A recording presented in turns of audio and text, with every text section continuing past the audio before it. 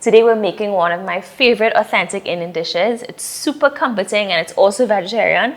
It is Aloo Saag, or some know it as Saag Aloo. It's a beautiful stew sort of curry dish.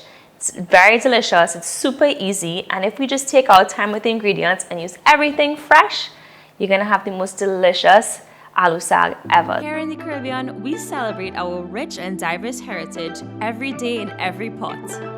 The story of our shared experiences is told in every bite of our favorite dishes. Join us as we explore Caribbean cuisine, where every dish is simply local.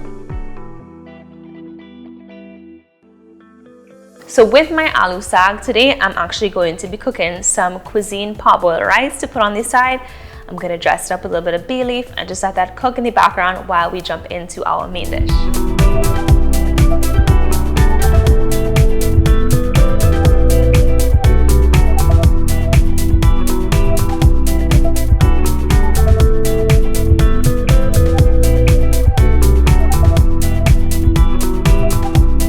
Alright, so I have my cuisine parboiled rice on the stove here cooking, and while that's getting going, I'm gonna jump into our Aloo Saag. So I have an iron pot here. It's been on the flame for about a minute or so, getting nice and hot.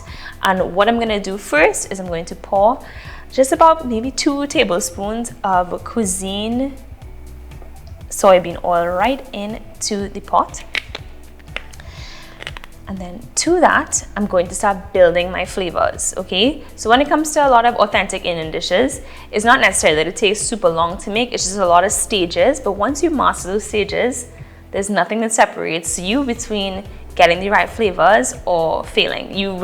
It's super, super, super foolproof. Just have to kind of take some time. All right, so next we're going to add some jeera or cumin seeds. I'm gonna start to let these spices fry. I have some mustard seeds as well that I'm adding right into the pan. Already it's starting to smell so delicious in here. I also have a little bit of methi or fenugreek, just adding straight into the oil. And just as these start to pop, I don't know if you're hearing it, I'm going to add some chopped white onion. Put this right inside.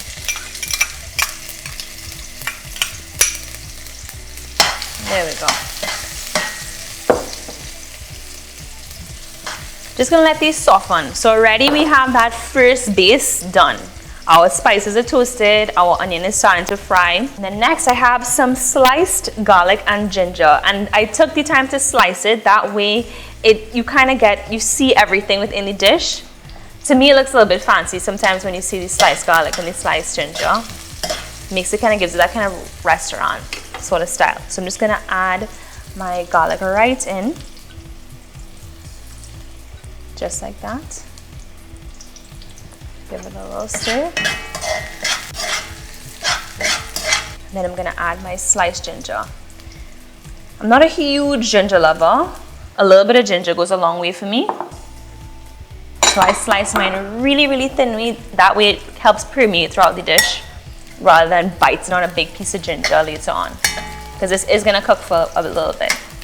This is the kind of dish you want to make when you're in the office all day and all you want to do is smell good food and good aromas in your house. Make this dish, I'm telling you.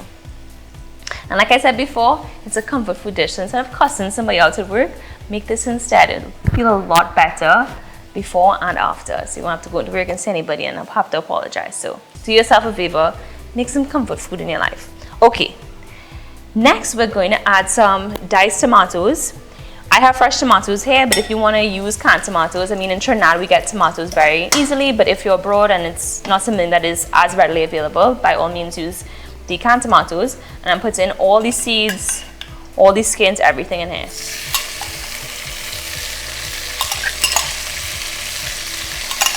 Alright. So what we're looking through now is we're going to let these tomatoes cook down and sort of form a nice tomato paste.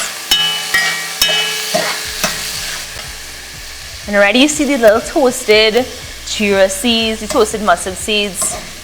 It looks legit. I think it looks legit.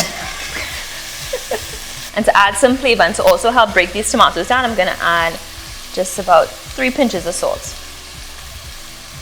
There you go. All right. I'm just going to use the side of my spoon to kind of help break this down, because we really are looking for that paste. So once we kind of mash it up a bit and then let the heat do the rest, we'll get there in no time. So to give these tomatoes a little helping hand in order to break down into that paste, I'm just going to add a little bit of water. Let's put it right on top. Kind of helps deglaze the pan as well. Get all those good bits in there. And just allow this to cook down and thicken up again. So right here I have a pickled Thai chili, and you can find Thai chilies in the grocery, but I have this one in the fridge, so I'm just going to use them.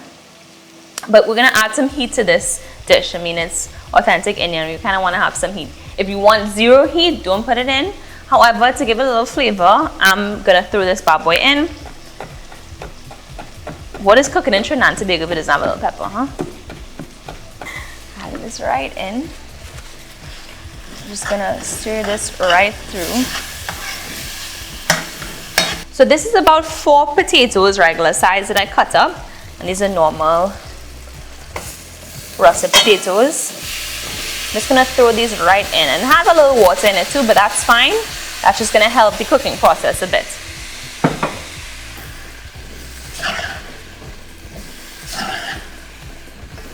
I'm going to take the opportunity now to add a little bit more salt, because we just added a ton of starch in there, to make sure we flavor the pot at every moment.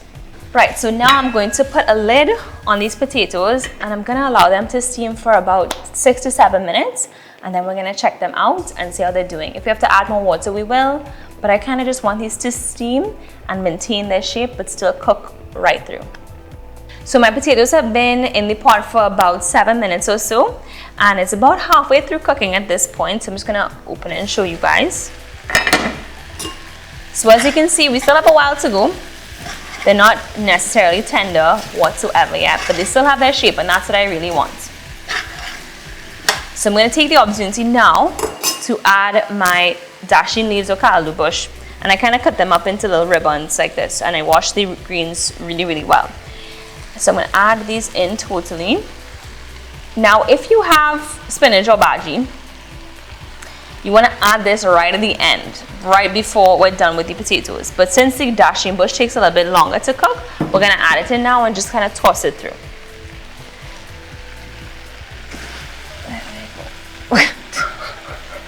So it's in a big heap right now. I'm going to let this just wilt down slightly, and then I'm just going to give it a quick toss. So now's the moment of truth. Time to check on our aloo saag one last time. There we go. Our dasheen bush has wilted beautifully. Our potatoes are cooked, but they're still in its shape. Last things to do is add a nice heaping tablespoon of fresh garam masala on top. I'm just going to gently fold this in.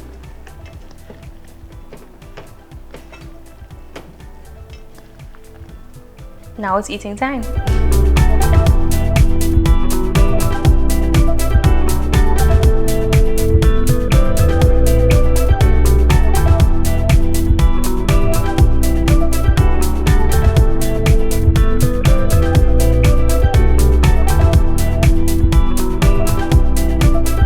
Like I said, so warm, so comforting. I'm smelling all the delicious spices, the cinnamon, the coriander from the garam masala. Super delicious. You know, potatoes burn your mouth, so you have to be careful.